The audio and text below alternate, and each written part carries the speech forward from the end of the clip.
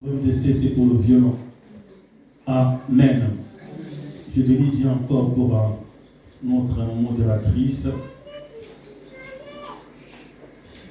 pour tout ce qu'elle a fait pour notre modératrice.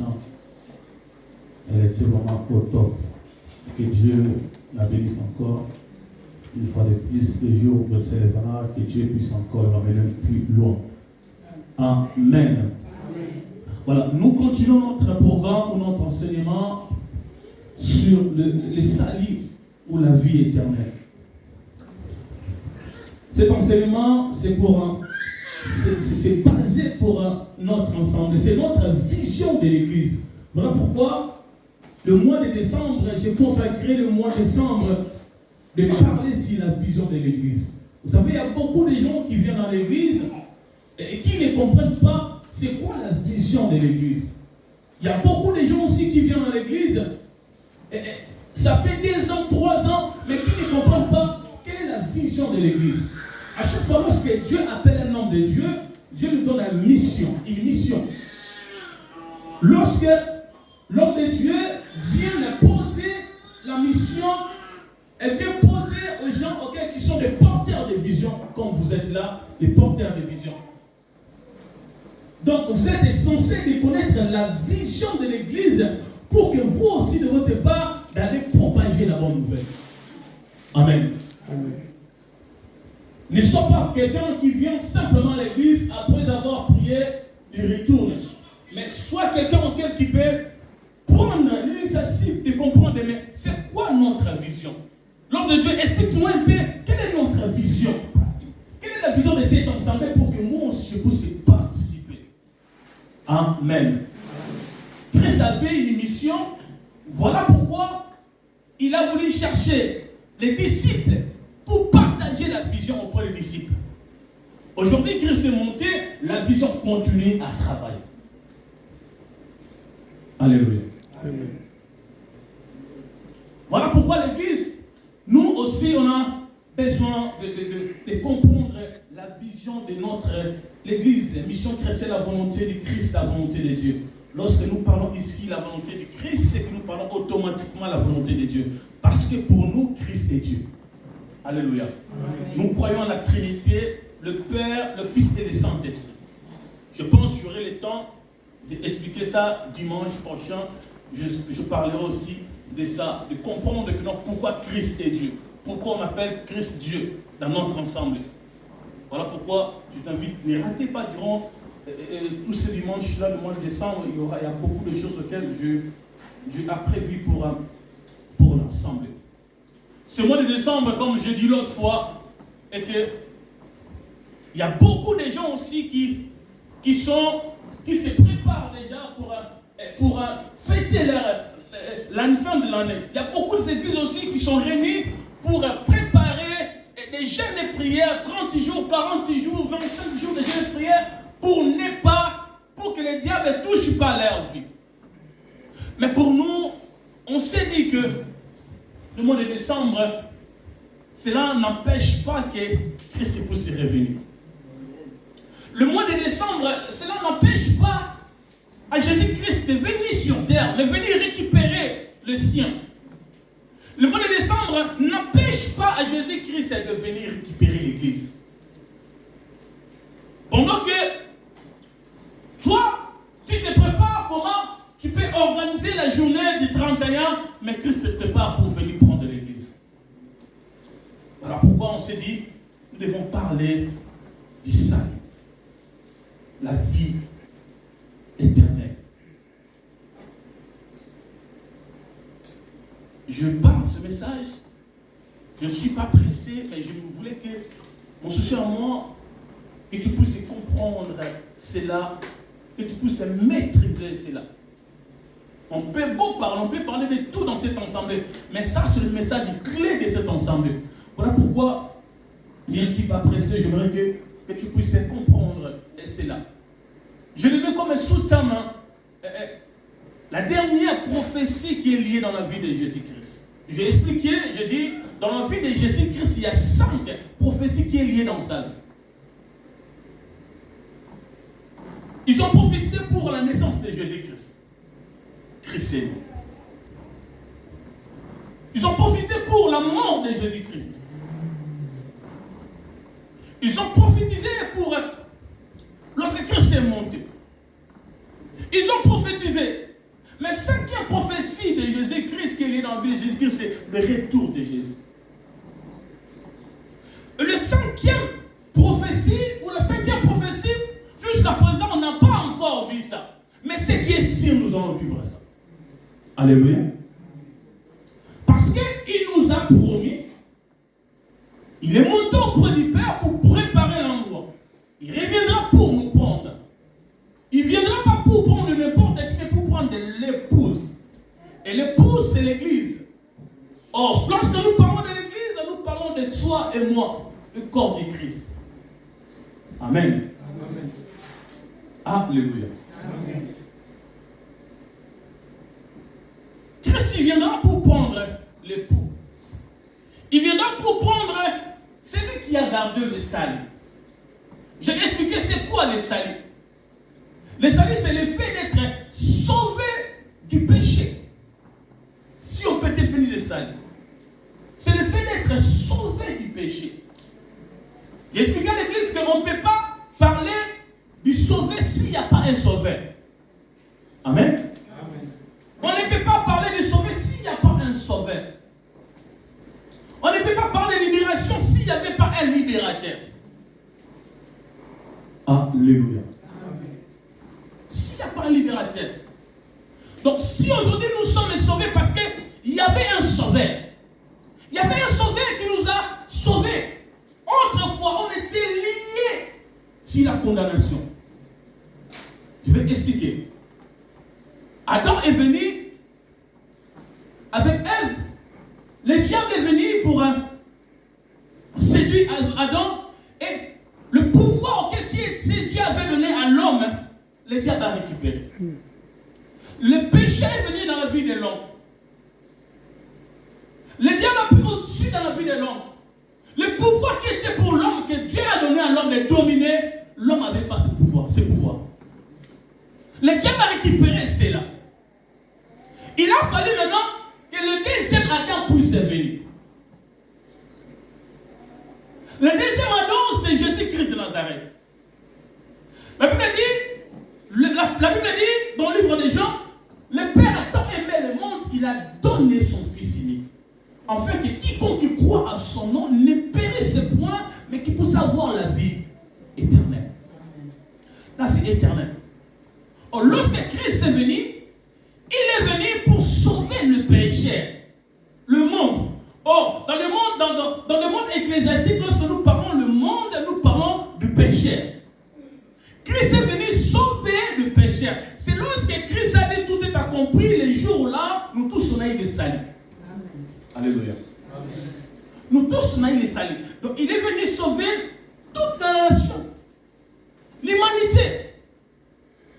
Même les gens qui ne croient pas à Christ, qui s'est venu pour eux. Il est venu sauver l'humanité. Christ a donné le salut dans nos vies. Nous, autrefois, on était liés dans la condamnation. Nous, autrefois, on était liés sur la condamnation de notre famille. Autrefois, on était liés sur la loi de notre famille. Mais le jour auquel Christ a dit, tout est accompli, le salut est venu dans nos vies. Ça veut dire, on a eu maintenant la fin. La Bible dit, il a déployé le pouvoir qui était en train de Christ a récupéré. Mais il n'a pas monté avec ça, il a déposé à l'église. Alléluia. Amen.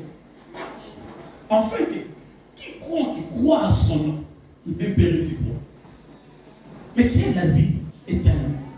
Oh, si tu crois au nom de Jésus-Christ, mais tu ne vas pas périr. Amen. Amen. Voilà pourquoi j'ai expliqué, je dis, le plus important c'est de croire d'abord au nom de Jésus-Christ. C'est bien de passer 30 jours, 40 jours de jeûne de prière. D'abord au nom de Jésus-Christ Nazareth. Alléluia. Amen. Et croire d'abord au nom de Le salut est venu dans nos vies. Nous tous, on a eu le salut. Mais le problème que le salut, c'est Dieu t'a donné l'accès. Mais maintenant, pour garder le salut, ça demande maintenant la sainteté. Alléluia. J'ai expliqué le salut, lorsque Christ est venu, nous tous on a reçu le salut. Mais tout dépend de toi. C'est comme si on donnait l'argent du commerce. Tout dépend de la manière dont tu vas travailler. Si tu perds, tu perds. Alléluia. Alors, si on peut en commerce, on va pas quoi là-bas. Et il dépend des cas là. Ça veut dire, le salut est venu, mais c'est ta manière comment tu peux garder le salut. On garde le salut seulement dans la sainteté. Et c'est la sainteté qui nous ramène auprès du Père. J'expliquais, avoir un baptême dans ta vie, c'est bien, mais le baptême ne donne pas l'accès de garder la sainteté. La sainteté. Le baptême ne donne pas l'accès de monter avec Christ ce jour-là. Tu as eu le baptême dans ta vie, mais tu dois maintenant continuer à marcher sur la crainte de Jésus-Christ pour garder le salut dans ta vie. Tu peux être là, mais tu as perdu le salut. Alléluia. Amen. Tu peux être là, mais tu as perdu le salut. J'ai expliqué dans le livre de Matthieu, chapitre 25, verset 1er à 13. Et pour tarder. Les 5 femmes sages ont compris que non, nous devons avoir des réserves de l'huile dans nos vies. Parce que ça peut arriver que l'huile puisse diminuer. Mais nous devons garder l'huile.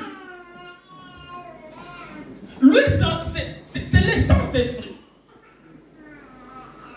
L'huile, c'est le Saint-Esprit, la sainteté. La Bible dit pendant la nuit, on cria que le pou est venu aller à sa rencontre. Mais cependant que 5 femmes sages voulaient allumer leur lampe, lampe ne s'allumait pas parce qu'il n'y avait pas de l'huile. Amen. Tu peux avoir salut dans ta vie. Tu as reçu le salut dans ta vie. Mais si tu ne sais pas entretenir cela, le pou viendra un jour, mais tu n'auras pas la lumière dans ta vie. Tu peux avoir le salut dans ta vie, mais si tu ne contrôles pas là où tu mets tes pieds, tu peux perdre le salut. Tu peux avoir le salut dans ta vie, mais si tu ne contrôles pas ce que tu parles dans ta bouche, tu peux perdre le salut. Tu peux avoir le salut, mais si tu rentres dans la distraction, tu peux aussi le perdre. Ils étaient sûrs avec leur lampe, mais lorsqu'on a dit l'époux est venu aller à sa rencontre, la Bible dit pendant la nuit, l'époux est venu. Pendant la nuit, j'ai expliqué, j'ai dit c'est quoi la nuit? La nuit, c'est les ténèbres. Dans le monde ecclésiastique, terme ecclésiastique, lorsqu'on parle de la nuit, on parle des ténèbres. On parle de la souffrance. On parle de tout ce qui est négatif. Alléluia. Mais il peut arriver que le moment de souffrance que Dieu vient. Mais pendant le moment de souffrance, toi, tu peux penser à ta vie. Pendant que tu vas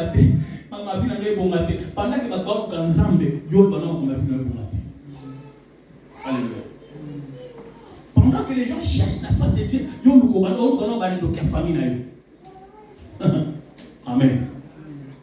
Alléluia. C'est pendant que les gens cherchent vivre avec la crainte de Dieu. Vivre avec Dieu. Mais c'est là que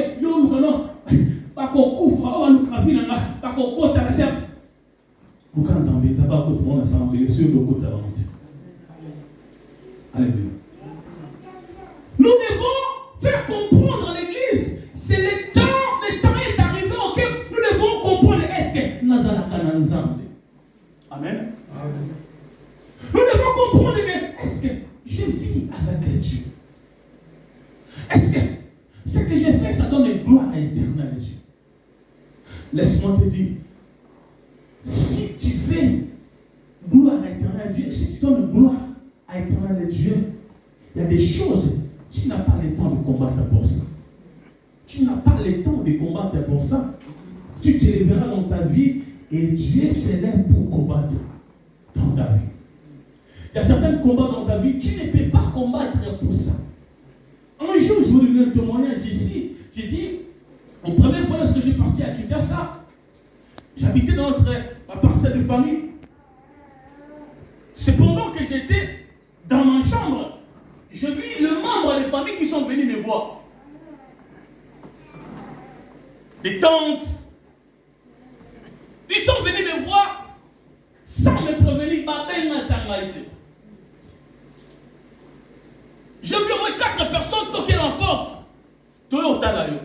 Comment vous sans me prévenir? Je me suis dit non, attendez-moi, j'arrive. Je suis rentré dans ma chambre et j'ai dit à Seigneur, Seigneur, protège-moi. J'ai dit, Seigneur, protège-moi. Je suis sorti, c'est pendant que je suis sorti devant ma porte, Seigneur me donne la parole. Il me dit, dis-leur qu'ils vont y avoir un côté.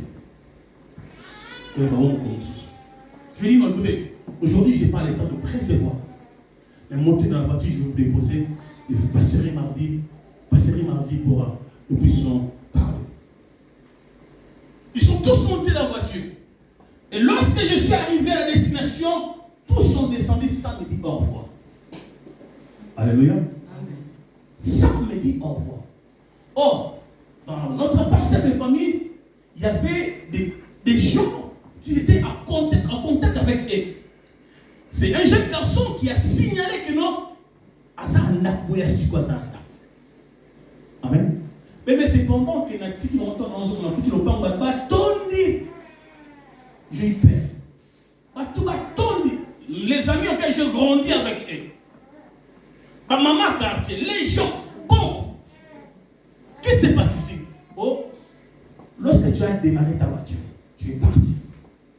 Ces gens-là, laissez commencer à gonfler. T'as la mise sur combien? Mais c'est quoi au juste? Il m'a dit, Thierry, là, on a laissé mon zan.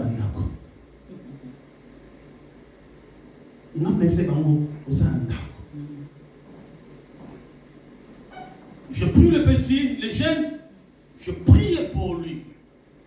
Devant les gens, devant mes amis d'enfance, je priais et je laissais le petit lendemain à Zoma normal.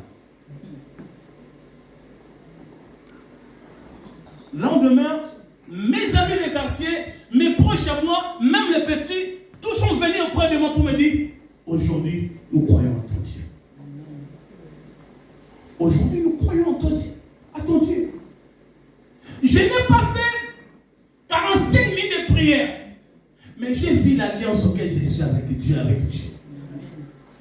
Je vis la manière dont je me comporte devant Dieu. Vous savez, c'est très important de voir comment tu te comportes devant Dieu. Ton alliance avec Dieu. C'est là qui peut te sauver beaucoup de choses. Lorsque le problème arrive, il a dit, gardez silence, moi éternel, je combattrai pour vous. Amen. Il y a des choses, tu cherches à combattre parce que ton alliance n'est pas bonne avec Dieu. Il y a des choses, toi, tu cherches à combattre parce que tu ne sais que non, mais si ta relation est bonne avec Dieu, Seigneur combattra pour toi. Alléluia. Ton alliance avec Dieu. La Bible dit, cette femme cherchait l'huile. C'est pendant qu'ils ont sorti pour chercher l'huile. Lorsqu'ils sont revenus, la porte fut fermée. Les 7 qui ont gardé l'huile dans leur lampe, ils sont rentrés dans la gloire avec l'époux. Ils ont fermé la porte. Lorsqu'ils sont venus, ils disent non, nous sommes là. Il a dit non, je ne vous ai jamais connu. Et Seigneur rajoute encore que sois prudent parce que vous ne connaissez pas l'heure et le jour. Vous ne connaissez pas les jours où l'époux sera de retour. Vous ne connaissez pas peut-être le mois de décembre, l'époux sera là. Vous ne connaissez pas le temps que l'époux peut nous surprendre. Voilà pourquoi je dois d'abord voir ma vie, ma relation avec Jésus-Christ de Nazareth. Parce que c'est lui qui est notre sauveur. Ma relation avec Dieu, c'est comment? Comment ma relation avec Dieu? Alléluia. Ma relation avec Dieu, c'est comment? Je dois comprendre que non, je dois arranger ma vie vie avec Jésus-Christ de Nazareth. J'ai expliqué, je dis, il y a des hommes, nous avons 3 groupes de gens. Il y a des hommes normaux, des hommes normaux. Les gens là, qui peuvent venir à l'église, prier avec toi, et demain il peut sortir pour faire sa vie. Ils trouvent ça normal. Amen. Comme je vois ce soir à Kinshasa, le matin tu vois, tout a été musique ensemble. Pourquoi non? Midi quand même aller. Parce que c'est ce qu'on a là-bas. Alléluia. Non, tu vas nous passer, tu vas nous ensemble. Amen. Il y a une fois une chose, il faut positionner ta vie. Il y a beaucoup de gens aussi qui sont comme ça. Abandonnons ensemble, non. On a la tombe abandonnons ensemble. On a beaucoup de succès là. Alléluia. L'abandonnons ensemble, moi je mets d'abord Dieu priorité. On se met sous que ça la priorité. Non. Or, si tu mets priorité Dieu dans ta vie, tu dois laisser priorité toute ta vie. C'est ça. Les salis, on doit concevoir, on doit les garder les salis par rapport à la crainte de Dieu. Si tu veux garder les salis dans ta vie, tu dois marcher proprement devant Dieu. Il n'y a pas d'autre moyen. Si tu veux être élevé, cherchez à donner. Cherchez à donner. Si tu veux être élevé, si tu veux être béni, il n'y a pas d'autre. Il n'y a pas 2 moyens, il n'y a pas 3 moyens. Tu peux prier longtemps dans ta vie, mais si tu ne donnes pas, tu ne seras pas élevé. Si tu ne sais pas aider, tu ne seras pas élevé. Voilà pourquoi aujourd'hui, les mondes ont compris cela pour te bloquer. Qu'est-ce qu'ils vont te faire? Donc, pour ne pas t'aider aussi à donner. Mais un chrétien qui a Jésus-Christ dans sa vie, cela ne peut jamais l'empêcher d'aider. Parce que je sais que non, si je donne, mon Seigneur va aussi me rendre. Mais pour le royaume des cieux, il n'y a pas d'autre moyen, c'est craindre Dieu. Tu crains Dieu. Alléluia. Amen. Les hommes normaux, c'est comme ça. Ils viennent à l'église, mais ce sont eux aussi qui vont aussi remplir les boîtes de nuit. Ils viennent à l'église, mais ce sont eux aussi dans leur voiture qui chantent la musique de ce monde, qui fait dans l'église. Ils viennent à l'église, mais en dehors de l'église, la vie auquel peut amener, ce n'est pas une vie qui peut convaincre une personne. Comment les gens peuvent venir à l'église, toi qui viens à l'église, mais ta vie qui est en dehors de l'église, ce n'est pas propre. Alléluia. Amen. Alléluia. Amen. On doit montrer à l'église, on doit montrer aux gens que non, si je pars à l'église, je pars parce que je donnais ma vie à Jésus-Christ. On doit montrer aux gens que non, si je pars à l'église, c'est parce que j'ai compris que non, il y a un seul sauveur dans ma vie, c'est Jésus-Christ de Nazareth. On doit montrer aux gens que si je pars à l'église, c'est parce que j'ai accepté Jésus-Christ comme un Seigneur et Sauveur dans ma vie. Amen. Amen. Il y a aussi les hommes animaux. Les gens qui n'acceptent jamais Jésus dans leur vie. Pour eux, les temps auxquels nous venons ici, nous venons perdre le temps. Vous croyez au pasteur? Ce sont des aventuriers. Ce sont des aventuriers, les gens. Il fait en sorte que toi aussi tu puisses perdre ta foi. Les gens qui disent que non, Botika va nous amener la biso. Alléluia. Pourquoi on sait dans Nzamba Bapaya? Oui, si c'est là, c'est vrai. Gloire à Dieu, mais grâce à cet évangile, aujourd'hui, nous sommes sauvés. Amen. Amen. Et troisième groupe de gens, ce sont des gens spirituels. Les hommes spirituels, ce sont des gens qui peuvent tomber aujourd'hui, mais qui ne peuvent pas rester dans le péché. Qui a compris que non, j'ai péché, mais je ne dois pas rester là. Je dois me lever, je dois chercher à demander Seigneur la parole. Je ne dois pas rester comme un pécheur. C'est vrai que Dieu, Père, aime le pécheur, mais Père n'aime pas le péché. Nous sommes des pécheurs. Cet amour-là, il nous a aujourd'hui rejetés. Elle me dit, si vous êtes tombés, nous avons un avocat auprès du Père, qui est Jésus-Christ de Nazareth. C'est-à-dire, si quelqu'un est tombé, mais ne cherchez pas à rester cela. Lève-toi, cherche la face de Dieu. Amen. Amen. Alléluia. Amen. Mais aujourd'hui, je vais parler, rajouter encore quelque chose si j'ai le temps. La vie éternelle. La vie éternelle. Les salis, c'est l'assurance de la vie éternelle. Les salis, c'est l'assurance. Lorsque tu as le salis, tu as eu comme l'assurance. Mais ce n'est pas une ferme assurance. Alléluia. Ce n'est pas une ferme assurance. C'est comme les 10 femmes. Tous ont reçu les salis, mais tous n'ont pas eu la ferme assurance. Ferme assurance, c'est lorsque tu marches avec la crainte de Dieu. Alléluia. Alléluia. Amen. Lorsque tu marches avec la crainte de Dieu, c'est ça que tu as la ferme assurance. Comment tu peux avoir la ferme assurance? Comment tu peux avoir la ferme assurance? Nous allons lire la Bible rapidement.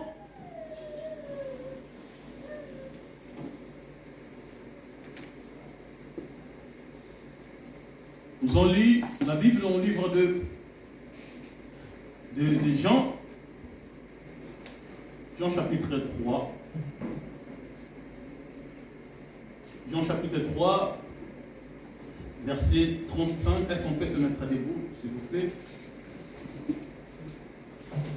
35 à 36. Ça lui dit ceci. Le Père aime le Fils et il a remis toutes choses entre ses mains. Celui qui croit au Fils a la vie éternelle.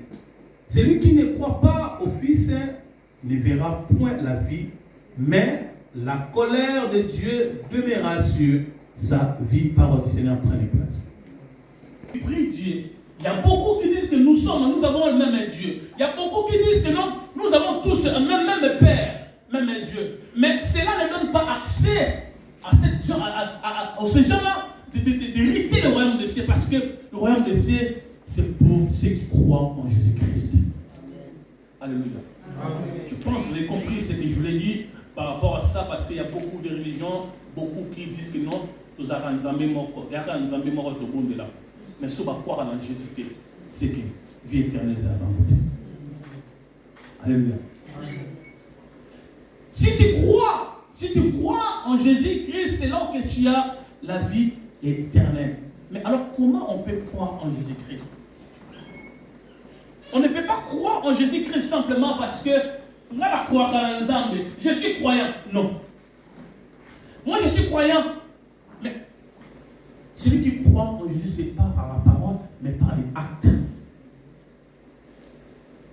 Par rapport à ta manière dont tu conduis ta vie, c'est là qui prouve à la personne que non, la personne croit en Dieu. Et cela ne va pas passer comme ça dans ta vie. Pour croire en Jésus-Christ, il faut avoir d'abord la foi. Alléluia. Il faut avoir d'abord la foi. Si tu n'as pas la foi, tu ne vas pas croire en Jésus-Christ. Tu diras aux gens que non, je crois en Jésus, mais dans ta vie, tu ne sais pas. Dans ta vie, tu sais au moins que je ne crois pas en Jésus-Christ. La foi, Hébreu dit ceci, dit, la foi c'est une ferme assurance des choses qu'on espère, une démonstration de celles qu'on ne voit pas. C'est une ferme assurance des choses qu'on espère. Je voulais parler du premier point. C'est une ferme assurance des choses qu'on espère, une démonstration des choses qu'on ne voit pas. Je vais expliquer. Vous savez, quelqu'un qui travaille à l'école, bien travaille, peut dire que non, j'ai la foi en soi, parce que la manière dont je travaillais, je sais qu'il en soi. Mais il y a certaines personnes qui ont une certaine difficulté, qui savent que non, et cause à la main, mais je crois à ces dieux-là. Alléluia. Je crois à ces dieux-là, cela fera quelque chose. Ça veut dire qu'il y a des choses que non, je sais que non, cela est pratiquement impossible dans ma vie, mais moi je crois.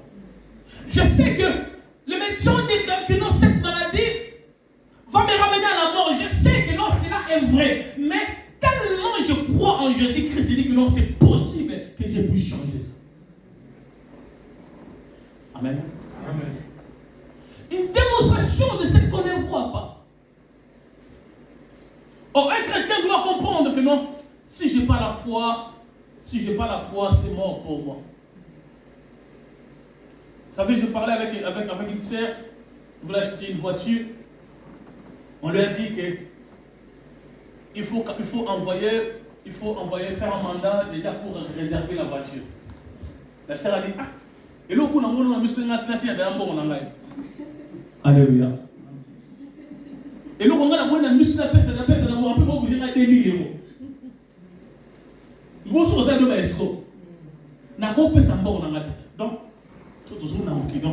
la personne n'a pas la foi déjà. Sens normal. Alléluia. Mais si c'était l'œuvre de Dieu maintenant, si c'était maintenant le part du Seigneur, aujourd'hui, nous n'avons pas vu Jésus-Christ de Nazareth. On nous a parlé simplement de Jésus dans nos vies. Mais jusqu'à présent, nous croyons à Jésus là. Nous croyons que Jésus-Christ est notre sauveur. On n'a pas eu le temps de voir Jésus-Christ, mais nous le savons qu'un jour nous le verrons. Donc au monde est un jour.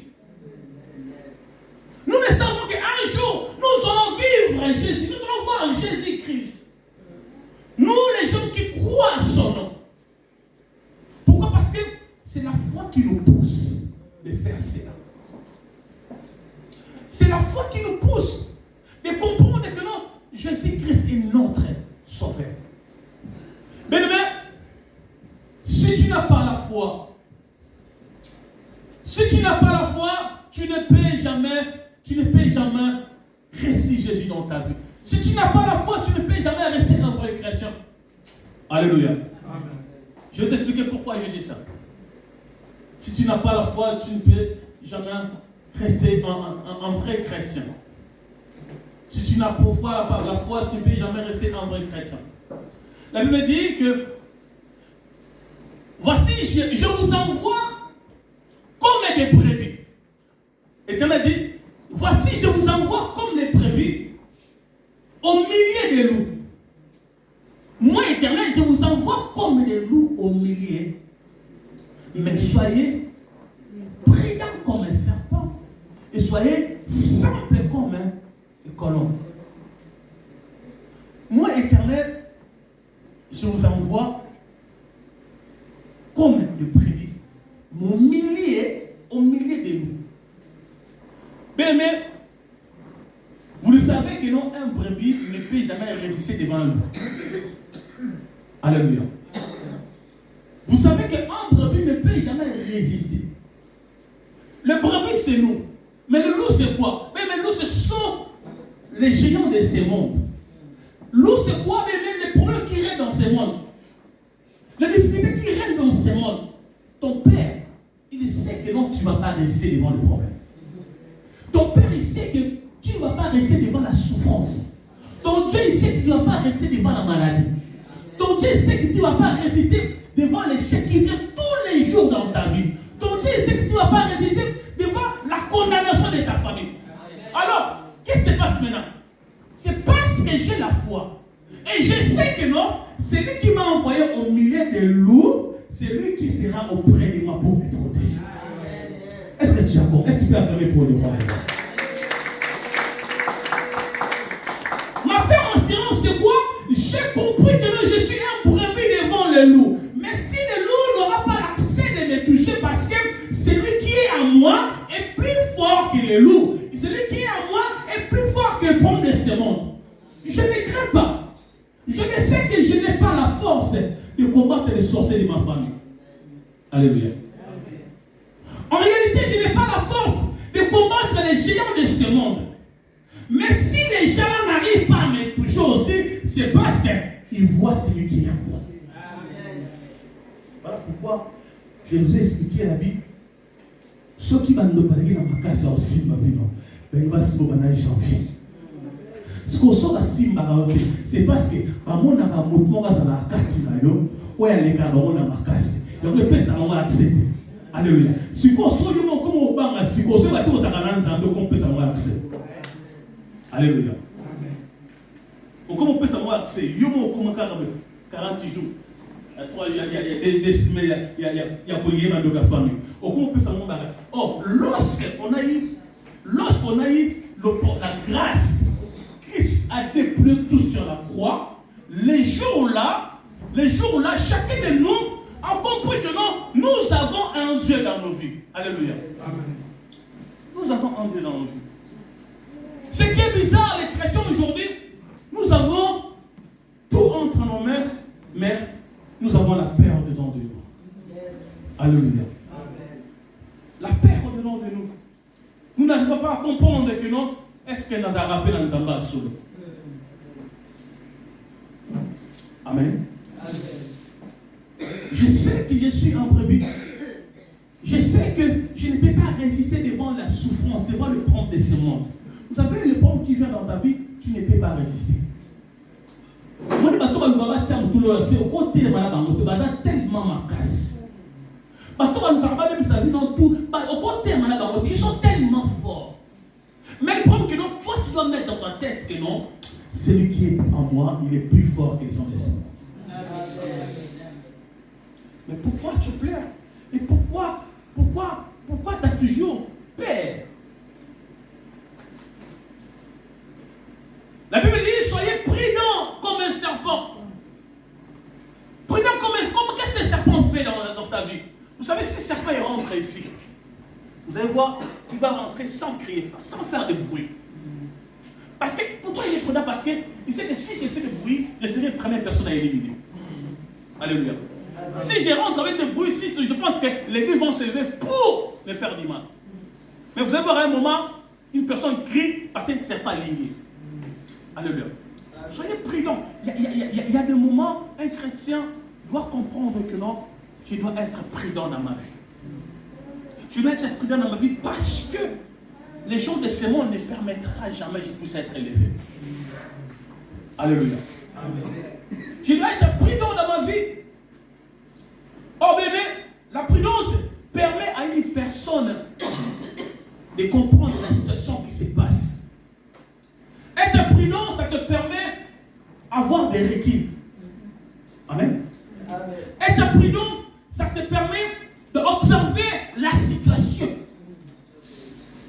Être prudent, ça te permet d'avoir la manière dont tu vas agir. Alléluia. C'est elle qui va s'agiter par rapport.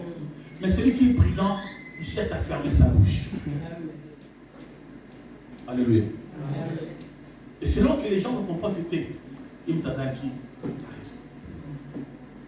Celui qui est prudent, c'est quelqu'un qui invite de faire de bruit dans sa vie. Vous savez, la bouche qui parle beaucoup, c'est la bouche qui pêche aussi beaucoup. Amen. Il y a beaucoup qui ne savent pas pendant que tu parles beaucoup dans ta vie, tu pêches aussi beaucoup. Or, si tu pêches beaucoup, tu te loin aussi de la promesse de Dieu dans nos vies. Cherchez bien aimé à parler de paix et d'être prudent comme un serpent. Je vais dire ça par là. Je vais dire à une personne que cherchez de fermer ta bouche, de ne pas beaucoup parler, sinon, si tu parles beaucoup, tu tombes dans ta vie.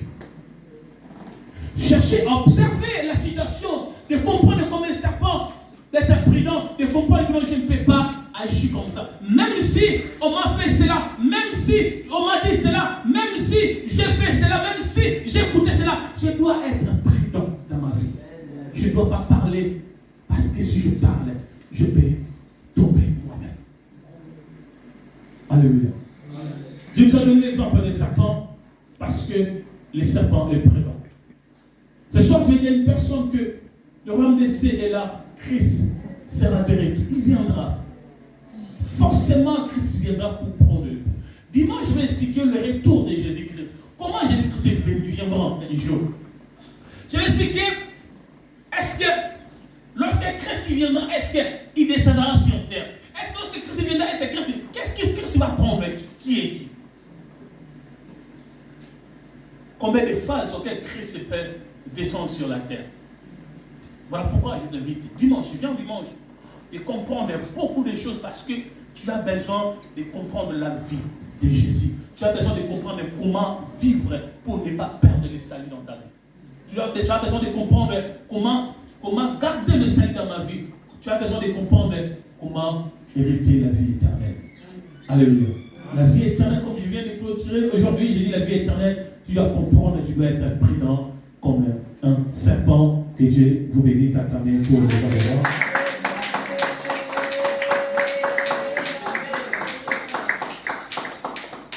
Amen.